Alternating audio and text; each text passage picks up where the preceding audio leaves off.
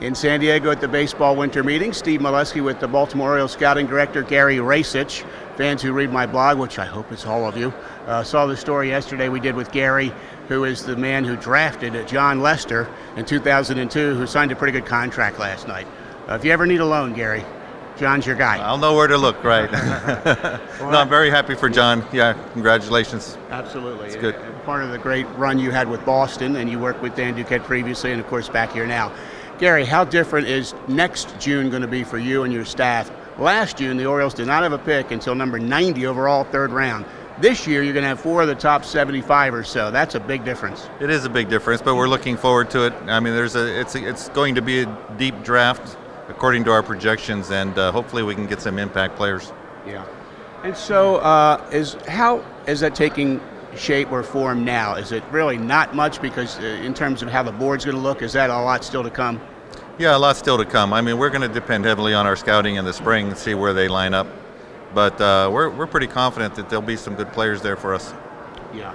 The Orioles this year, some hitters really took a step forward in the minor leagues. It seems like, and give me your opinion, there's a good balance right now of some solid pitching prospects and some solid hitting prospects. Right. I think we were pretty much in the past couple of years, or at least my first couple, pitching oriented. We wanted to build the pitching depth in the system. Mm-hmm. But now at the same time, we were able to get some quality players, position players that are now just starting to get some notice. Yeah. And they're coming into their own. They're growing up, they're maturing, they're getting stronger. Christian Walker, for example, he found his power this year. We thought he had it, but until now, he hadn't shown it. Mm-hmm. So we're real optimistic about the other guys coming in behind him too. When you look at a high school or a college pitcher, obviously talent comes to the forefront, got to have that. But what are some other things you look at? Delivery, makeup, conditioning. How do you kind of look at all of that? For pitchers, we look for athletic throwers. I mean, obviously they have to have arm strength. Not necessarily will they have that arm strength when they get to the big leagues, but it's a sign of durability, strength. And we need strong pitchers. Over the course of a major league season, 162 games, 30 starts, 33 starts, they have to be strong and durable. And that's probably the first thing we look for. And you said athletic thrower. What does that mean? Well, he needs to be athletic in order to control his mechanics, in order to repeat a good delivery, and, for stamina, durability. Right. We hear a lot about mechanics, being able to repeat your delivery, being smooth and polished. Is that a big deal at the draft level, or in some respects do you say we can draft this kid and make a tweak or two and we'll have what we want? Well, we like to talk in terms of tweaks and adjustments and not change. So if we feel like we have to change a pitcher, we probably will shy away from that. But if it's an athletic thrower that we can make adjustments to and get him to repeat, we're in.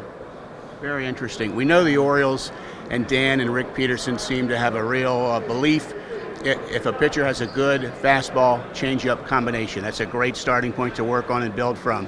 Do you look for a fastball changeup combination when you're drafting pitchers? Well, it depends on what you're drafting them for. We prefer starters because we believe that relievers are failed starters. So the more starters that we believe can start, we'll try and draft those guys. But also relievers in college or high school, we won't look at a high school pitcher so much as a reliever, but a college reliever that we think will be a reliever in the big leagues, there's a place in the draft for him, but we do prefer the starter. Interesting. So you're looking at the pitchers different based on age and experience, the level they're at.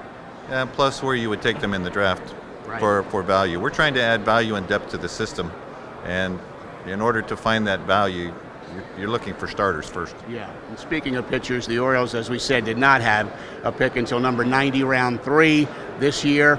It'll be much different next year, but Brian Gonzalez had a really good year. The young kid you drafted out of South Florida high school, pitched in the Gulf Coast League, pitched for Aberdeen. Some thoughts on Brian? Brian's a very mature young man, very articulate, well-spoken, probably advanced beyond his years. He has good command and poise for a young man, and particularly proud of him the way he went out and approached his season this year, not giving up a run in the Gulf Coast League, and then ending his season in Aberdeen. We expect great things from Brian. You mentioned Walker, and it had to be an exciting year for the scouting department to see Walker, who was a 4th-round pick. He wasn't the number 8 overall pick, but he was highly regarded. Take his game to a level that not only put up great stats, but he actually got into the major leagues. Oh yeah, we got to look at him this year, and I think everybody liked what they saw, and the future for him is very good. Well, Gary, it's always great to see you at the winter meetings. I know you. There's never a dull moment for the scouting staff. You guys will be watching games before too long, and I appreciate you taking time today. Thank you, Steve. Enjoyed it. Gary Rajsich with us here at the winter meetings on MASNsports.com.